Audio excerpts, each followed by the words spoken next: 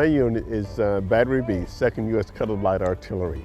It was one of the light artillery units formed in 1863, just down the road there at Fort Monroe. The U.S. colored troops were not part of the Union Army until 1863, halfway through the war. The whole region is extremely complicated, the whole history of it, ever since its inception. It's hard to understand when I use terms like colored people in the Confederacy and how they were used. Now, they were used in a demeaned kind of way, most of them. Like I said, as body servants going to the war with their masters. You also have to realize that at the time of the Civil War, there were more free colored people in the South than in the North.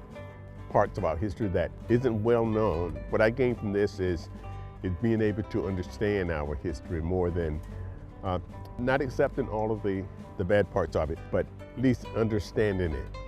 And that's what I get out of this. And I think a lot of the reenactors, I know most of the black reenactors I know, they get so involved in this, in what they're learning, because there's so much they're learning. And I think it's helping all of us to understand our history more. That also serves us when we meet with people, especially with African Americans when we come across these kind of events. And you'll hear them say things like, "Oh, I didn't know that, and I didn't understand it from that point of view or that way." That's why we're here. That's why we're always involved in these kinds of things. I'm a retired public school administrator, and I didn't know any of this.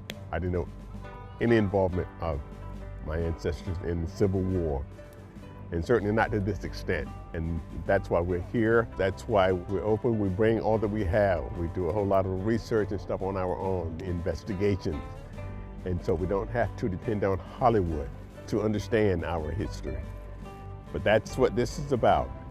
And like I said, we do many types of interaction in this so-called hobby. It's not a hobby for me. I'm learning too much. I just can't get enough. I'm totally addicted to it. Interacting with other reenactors, being here in the South, that means interacting mostly with Confederate reenactors. There's a great human lesson to be learned. You would hear this from most reenactors, both black and white. And that's what this is about.